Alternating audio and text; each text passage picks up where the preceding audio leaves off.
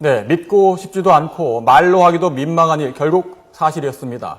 현재 검사장의 길거리 음란 행위 의혹 사실로 드러났습니다. 경찰은 여학교 인근 대로변에서 수차례 음란 행위를 한 CCTV 속 남성이 김수창 전 지검장이 맞다고 밝혔습니다.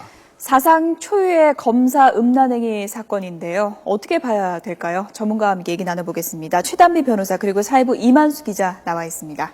네, 안녕하세요. 사건 발생 열흘 만에 결국 사실로 드러났거든요. 설마 했던 일이 사실로 드러났는데 경찰이 오늘 수사 결과를 발표하기까지 한 열흘 정도 걸렸거든요. 사실 이런 사건은 현행범으로 체포했고 증거도 충분하기 때문에 바로 발표할 수도 있었는데 사실 이렇게 시간이 흘러가게 된 배경은 뭐라고 볼 수 있을까요? 경찰 입장에서는 물론 중간에 사표가 수리되기는 했지만 이 검사장의 신분이지 않습니까? 검사장이면 차관급인데 경찰청장과 사실은 공무원 사회에서는 직급으로 보면은 같은 급이라고 보시면 될 것 같아요. 그런데 경찰이 주목한 거는 일단은 신속성일 테고요. 왜냐하면은 이 사건 자체가 길어지는 게 자칫 검경 갈등으로 비칠 수도 있을 테고요. 하지만 신속성보다 더 중요한 거는 정확성이었을 겁니다. 이 인물이 김수창 전 지검장일 것이라는 여러 정황 증거는 좀 있었지만 확신할 수 있는, 그러니까 경찰 내부나 검찰 그리고 당사자인 김수창 전 지검장을 설득하는 것도 중요했겠지만 이거를 지켜보고 있는 아주 많은 사람들이 또 있지 않았습니까? 그런 사람들에게도 확실하게 김수창 전 지검장이 맞다는 그런 물증이 있어야 됐었을 테고요. 그리고 또 그랬기 때문에 국과수의 분석 결과를 기다리는데 조금 더 시간이 걸린 것으로 보시면 될 것 같습니다. 사실 이번 사안은 좀 구체적으로 방송에서 언급하기도 참 민망한 부분이 많고요. 참 여러 가지 얘기를 좀 꺼리게 되는 부분들이 상당히 이제 많은 것 같은데 일단은 혐의가 이제 확정이 됐고요. 이번 사건을 어떤 사건이라고 단정 지을 수 있을까요? 어떻게 성격을 얘기해야 될까요? 사실 지금 현재 기소가 될 것으로 예상되는 죄명은 이제 공연 음란죄라고 합니다. 그래서 공공한 장소에서 음란한 행위를 한 경우인데 사실 이것이 성범죄여서 좀 물론 성범죄가 중요한 범죄이긴 하지만 이 공연 음란죄 자체가 그렇게 형이 높거나 중한 범죄는 아닙니다. 그래서 보통 벌금이나 선고유예, 기소유예 이런 식으로 가는데, 근데 이제 이번 사건 같은 경우에는 이것이 당사자가 지검장이란 말이죠. 쉽게 얘기하면 법을 집행해야 되는 정말 정점에 있는 사람이라고 할 수 있는데 그 사람이 이런 공연 음란죄를 했다는 것 자체에서 국민들이 더욱더 좀 깜짝 놀란 사안이라고 할 수 있습니다. 여성분이니까 제가 여쭤보는데 여중이나 여고 앞에 이른바 바바리맨이 등장해가지고 굉장히 놀라게 하는 경우가 있다고 합니다. 제 주변에 물어보면 여성분들 가운데 이런 정말 생각하기도 쉽지 않은 경험을 한 분들이 적지 않던데요. 현직 검사장, 지금 전직이 됐습니다만 검사 1,900여 명 가운데 40여 명 정도만 검사장을 하거든요. 이렇게 검찰의 꽃이라고 불리는 검사장이 바바리 검사라는 말이 나올 정도로 이런 일을 저질렀는데 이런 어떻게 법조인 아니십니까? 어떻게 보십니까? 사실 저는 처음에 이 사건이 발생했을 때 전 지검장께서도 자신은 아니라고 했고 그래서 저도 사실 굉장히 믿기가 어려웠습니다. 왜냐하면 저런 정도의 위치에 계신 분께서 물론 성범죄라고 하는 것이 사회적인 지위 고하를 막론하는 것은 아니지만 저런 행동을 했고 또 수사를 해보셨던 분이라면은 저 정도의 증거가 있을 거라고 예상도 할 수 있었을 텐데 강력하게 부인했기 때문에 저는 사실 믿기가 굉장히 어려웠거든요. 근데 충격적이게도 이제 정밀 분석 결과 지검장이 맞다라고 하니까 법조인을 떠나서 그냥 일반 시민으로서 굉장히 좀 놀랍다고 해야 될까요? 김 전 지검장이 이제 애초에는 좀 억울하다 이런 내용을 누차 밝히다가 오늘은 이제 변호인 측을 통해서 모든 범죄의 사실을 이제 인정하지 않았습니까? 어떤 내용이 나왔습니까? 한 2시쯤이었던 것 같아요. 경찰 수사 결과가 발표를 했고 사실 공식 발표긴 했지만 그냥 보도자료만 배포하고 간단하게 카메라 앞에서가 아니라 간단하게 이제 경찰이 설명을 했는데 그때부터 몇 시간 뒤인 2시쯤에 김수창 전 지검장의 변호인이 김수창 전 지검장을 대신을 해서 입장을 밝혔습니다. 먼저 충격과 크나큰 실망을 안겨드려서 참 죄송하다라는 말씀을 먼저 드린다고 했고요. 근데 수치심에 또 죽고 싶은 마음까지도 들었지만 가족들을 생각해서 차마 그럴 수는 없었다라는 얘기도 있었고요. 덧붙이면은 이제 말씀하신 대로 경찰의 수사 결과를 그대로 받아들이겠다라는 표현까지 썼어요. 그러니까 그대로라는 거는 처음부터 이제 사실 이 사건이 커진 게 김수창 전 지검장이 혐의를 계속 부인하면서 말씀하신 대로 설마 현직 지검장이 그랬겠느냐 하면서 오히려 의혹과 뒷말이 무성하게 커지면서 사건이 커진 거거든요. 그런데 오늘 입장에서는 경찰의 수사 결과를 그대로 받아들이겠다라는 표현까지 썼고요. 또 하나 중요한 게 그 자신의 정신적인 문제가 있는지에 대해서 전문가의 상담까지도 받아보겠다라고 밝혔습니다. 예. 이 오늘 발표한 김수창 변호사, 그러니까 문성윤 변호사죠. 변호를 맡은 문성윤 변호사는 김수창 전 지검장과는 뭐 친구 관계입니까? 어떤 관계입니까? 동료 관계로 알려져 있는데 정확히 그 관계까지는 제가 파악하지 못하고 있네요. 그 어떻습니까? 검찰 내부도 반응을 보일 것 같은데 내부적으로 이번 사태에 대해서 공식적인 입장을 내는 거는 없겠죠? 공식적인 입장은 나오지 않고 있고요. 굉장히 어떻게 보면 당혹감 속에서 어떻게 대응해야 될지에 대해서 아마 논의가 실질적으로는 물밑에서 진행이 되고 있을 것 같습니다. 왜냐하면은 그 김 전 지검장의 사표가 속전속결로 수리가 되면서 뒷말이 굉장히 많았거든요. 왜 사실은 경찰의 수사 결과를 지켜보고 이후에 수리를 해야 되는 거 아니냐. 왜냐면은 그 전에 사표로 수리를 하게 되면은 변호사 개업이라든지 연금 이런 것들에 대해서 계속해서 혜택을 받을 수 있기 때문에 특혜 아니냐, 뭐 제 식구 감싸기다, 꼬리 자르기다 이런 비판이 많았거든요. 그래서 아마 거기에 대해서 입장이 나올 것으로 예상을 했었는데 역시나 입장이 나오지 않았고요. 입장이 나오지 않음으로써 어떻게 보면 저 개인적으로는 검찰이 더 궁지에 몰리는 거 아닌가 하는 생각도 들어요. 왜냐하면은 이렇게 됨으로 인해서 검찰의 지금 들려오는 얘기는 뭐냐면은, 김 전 지검장은 이제 검찰을 떠났기 때문에, 우리의 조직원이 아니다. 우리 조직원이 아니기 때문에, 뭐 우리가 무슨 할 말이 있겠느냐라고 할 수도 있겠지만, 그렇기 때문에 이런 것들까지 노려서 어떻게 보면은, 사표를 수리해서 꼬리자리를 한 거 아닌가 하는 비난까지 아마 함께 감수를 해야 될 것 같다는 생각도 듭니다. 네. 이번 사건을 놓고 이제 일부 전문가들은 성도착증과 유사한 행동인 것 같다 하면서 이제 성도착증 얘기가 나오고 있고요. 오늘 변호사 측에서도 전문가상에서 치료를 받겠다 이런 언급을 했습니다. 때문에 실질적으로 이런 정신적인 문제가 있다고 봐야 되는 건지 아니면 좀 처벌을 좀 낮게 받으려고 일부러 이런 걸 언급했다고 봐야 되는 건지 어떻게 해석을 해볼 수 있을까요? 처벌과 관련되어서는 이 심신미약이라고 하는 게 있습니다. 예. 심신미약이 있으면 형을 감경하는데 이때 형을 감경하는 심신미약 같은 경우는 충동조절장애 이 정도가 돼서 내가 그 사람한테 이 범죄를 저지른 것에 대한 비난을 가할 수 없는 정도가 돼야 되는 것이죠. 그런데 성범죄 같은 경우에는 원래 기본적으로 이 성폭력을 프로그램을 이수해야 되는 수강명령도 거의 동시에 받고 있기 때문에 치료를 받겠다라고 하는 것이 내가 정신적으로 문제가 있어서 처벌을 감경해달라고 할 수는 없는 거죠. 왜냐하면 그런 문제가 있기 때문에 성범죄가 일어나는 거고 그래서 동시에 치료 프로그램에 있는 거기 때문에요. 아마 이것은 그냥 전 지검장 입장에서는 모든 최선을 다하겠다라는 정도의 의미인 것으로 보입니다. 예. 제주지방경찰청에서 수사 결과를 발표했으니까 이제 경찰 수사는 마무리된 거고 검찰로 넘어가지 않습니까? 그런데 김수창 지검장은 제주지검장이었으니까 검찰로 넘어가게 되면 제주지검에서 조사를 받게 되면 자기가 데리고 있었던 후배들로부터 조사를 받게 되는 거 아니겠습니까? 좀 이상한 거 아닌가요? 이제 뭐 상식적으로 생각했을 때는 당연히 그런데 어쨌든 간에 뭐 통상의 절차대로라면은 제주지검에서 조사를 받게 될 테고요. 또 하나는 오늘 이 변호사가 밝힌 게 관할 법원에서, 그러니까 먼저 이제 관할 검찰청 그리고 재판이 받게 된다면은 관할 법원에서 진행이 될 것으로 보이는데 일단은 뭐 자신들도 통상의 절차에 따라서 관할 검찰청 그리고 관할 법원에서 재판에 성실히 임하겠다라는 내용을 밝혔습니다. 그리고 조금 전에 올라오다 보니까 또 김수창 전 지검장의 직무 대리로 새로운 검사장을 임명을 하기도 했더라고요. 그러니까 검사장이 사실은 공석인 상태에서 만약에 이제 검찰 수사가 진행이 되면은 말씀하신 대로 후배 검사들에게 수사를 받게 되는데 그래서 그런 것까지 감안을 해서 검찰 입장에서는 곧바로 이제 오늘 수사 결과를 발표를 하고 검사장에 대한 직무 대리까지 선임을 한 것으로 보입니다. 앞서서 뭐 음란 행위, 그러니까 뭐 공연 음란죄가 적용될 수 있다고 하셨는데 그거 자체는 처벌 수위가 이제 높지 않다고 하셨는데 많은 분들이 이제 의문점을 갖는 부분이 좀 의도성 부분인 것 같습니다. 여학생을 의도적으로 따라갔다면 좀 얘기가 달라지는 게 아니냐 이런 얘기들도 나오고 있는데 어떻게 해석해 볼 수 있을까요?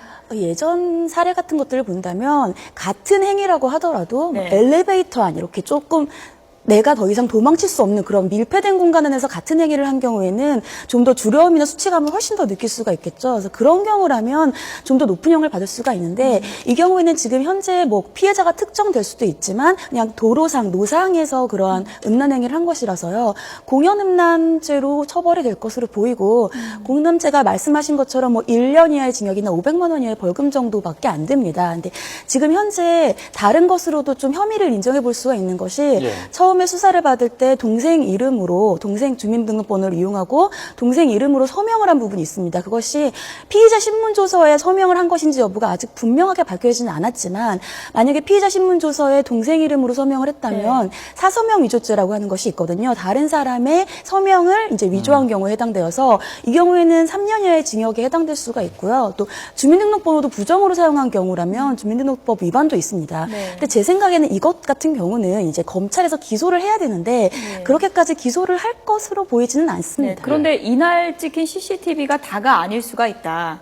추가로 다른 날에도 또 다른 장소에서도 일어날 수 있었을 가능성이 있지 않느냐 이런 의혹도 많거든요. 맞죠. 근데 예를 들면은 쉽게 말하면 뭐 여죄가 있느냐 이러한 부분인데 만약에 좀 더 중요한 범죄라면 여죄가 굉장히 중요합니다. 근데 이 경우에는 이제 공연 음란 행위를 몇 번 했느냐에 따라서 물론 죄가 그 횟수에 따라서 계속해서 적용이 되는 것은 맞는데 그것이 이것 자체가 말씀드린 것처럼 벌금 정도에 대부분 끝나고 높지 않기 때문에 많은 횟수를 했다 하더라도 벌금의 금액에서 조금의 영향을 미칠 뿐이지 뭐 처벌 수위가 훨씬 높아진다거나 그럴 것 같지는 않습니다. 예.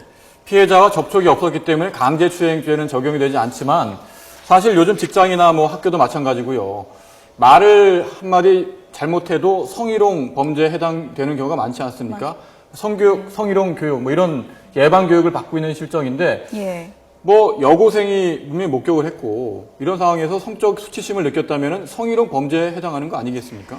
성희롱은 일반적으로 생각하시면 성희롱에는 조건들이 있습니다. 예를 들면 회사 내에서의 성희롱 이런 식으로 근데 여기에서는 그냥 길 지나다니는 사람에게 성적인 희롱을 했다라고 할 때에는 성희롱을 처벌되는 성희롱은 아니거든요.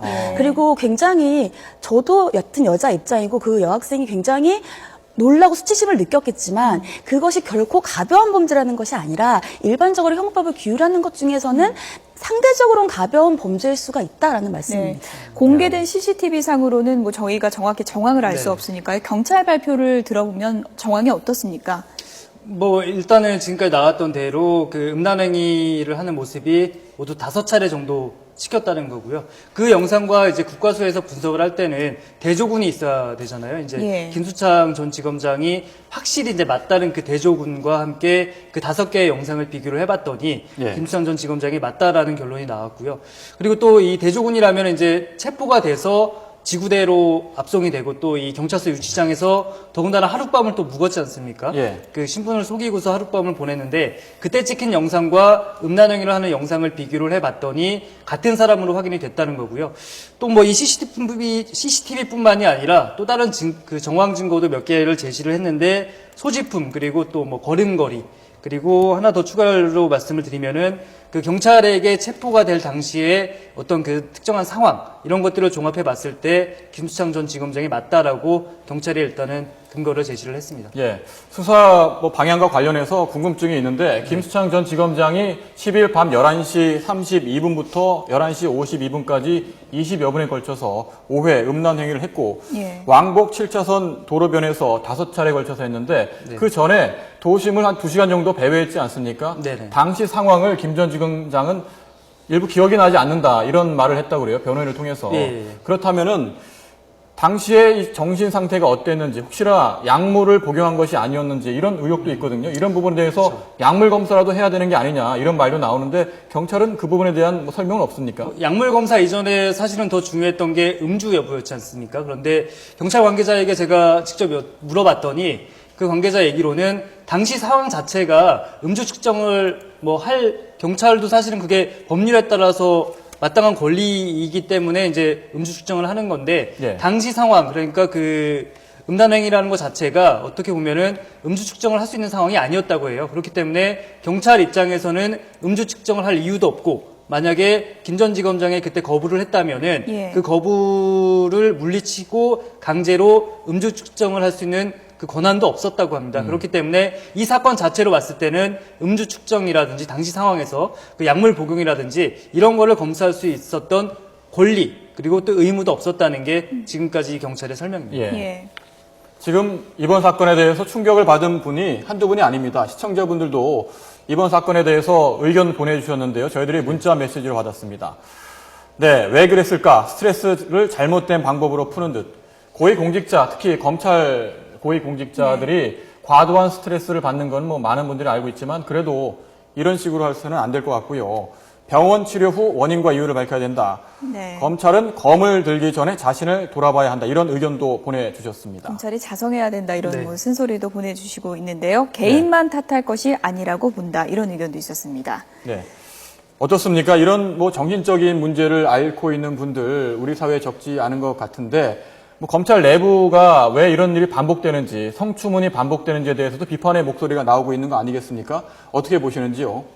기본적으로 말씀하신 것처럼 검찰은 법을 집행하고 다른 사람들에게 그 진짜 칼날을 대는 조직입니다. 그렇다면 자기 스스로 자기를 성찰을 해야 되는데 문제는 이제 계속해서 법조인들의 이런 범죄가 발생하면서 법조인도 어떻게 보면 하나의 사회적으로 지위가 있는 그 군이라면 최소한 변호사는 어쩔 수 없다 치더라도 판사나 검사 같은 공무를 집행하는 법조인에 대해서는 뭔가 철저한 자격 검증의 시스템을 좀 더 마련할 필요가 있지 않을까 싶습니다. 예. 지금 사표 수리를 한 부분에 대해서도 네. 뭐 비판의 목소리를 내셨어요. 문자 메시지를 보니까 이렇게 빠르게 사표가 수리됐습니다. 그런데 이 사표 수리 자체가 대통령 훈령에 어긋났다. 이런 비판이 검찰 내부에서도 나오고 있지 않습니까? 예. 그렇죠. 그 창원지검에 있는 그 임은정 검사죠. 그러니까 어떻게 보면은 김 전 지검장 입장에서는 한창 후배 검사인데 예. 그 후배 검사가 직접적으로 법무부 그러니까 사표를 수리한 주체가 법무부가 될 텐데 굉장히 뭐 비판의 날을 많이 세웠죠. 예. 이렇게 사표를 수리해서는 안 되고 먼저 뭐 경찰 수사 결과를 지켜본 뒤에 조치가 취해졌어야 아닌가라는 입장도 나오고 있고 지금 뭐 결과적으로 보면은 모르겠습니다. 검찰의 의도인지 지금은 뭐 검찰을 떠났으니까 우리 입장에서는 조직원이 아니기 때문에 할 말이 없다고 하는데 과연 그 과정 자체가 정말 할 말이 없는 건지 아니면은 이런 가능성까지 미리 정말 철저하게 대비를 한 건지 꼼꼼히 좀 따져봐야 할 것 같습니다. 네. 예. 지금 시청자 의견 중에 뭐 변호사 자격도 없애야 된다 이런 의견도 들어왔었는데요. 변호사 개업은 가능한 건지 그 여부는 어떻게 판단해야 될까요? 네, 지금 사실 그 사표 수리와 관련돼서 크게 비난받고 제 식구를 감싼다라고 하는 이유가 크게 두 가지입니다. 예. 하나는 연금을 계속해서 받을 수가 있고 두 번째는 파면이나 지금 파면을 당한 것이 아니기 때문에 바로 변호사 개업도 할 수가 있거든요. 그래서 예.